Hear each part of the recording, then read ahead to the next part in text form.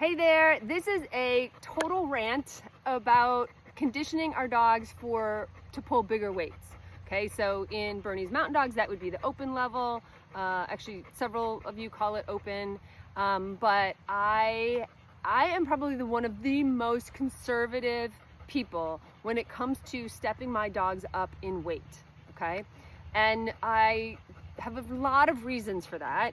And so I'm sorry in advance, but this is going to take multiple parts to explain so that it's not like insanely long, okay? But one of the reasons I go slow has to do with what we know about human conditioning and how humans lift, press, whatever, more and more weight, okay? So a lot of the principles that I have borrowed from working out myself, from being in a weight room, from having, trainers and people help me with that, okay? One of the principles from that is called interval training.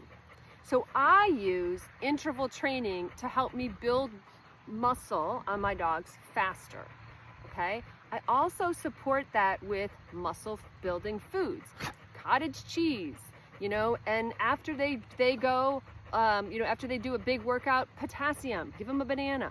So like I'm borrowing a lot of principles from what we know from humans. I even once met with a human nutritionist. Of course she was a human, but I met with a nutritionist who specializes in humans. And we were talking about it and she was like, yeah, afterwards you want to give protein, you want to have, some potassium, some electrolytes on board, it all helps the muscles, right?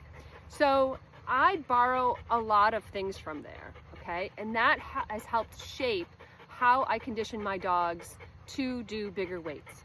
And if you don't know who I am, I've had 4 Grandmaster Draft Dogs, which means they've gotten 20 titles, and including their open titles and open brace, which I find particularly challenging to condition for, okay?